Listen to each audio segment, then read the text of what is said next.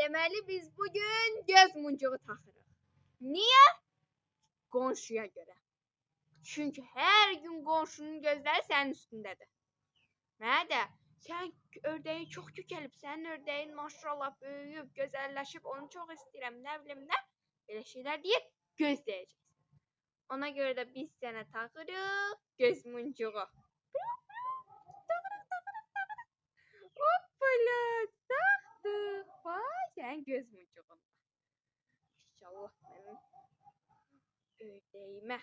İnşallah. Axırda səni gözləyəcək. Bu göz muncuğunu çıxartmırıq. Oldu mu?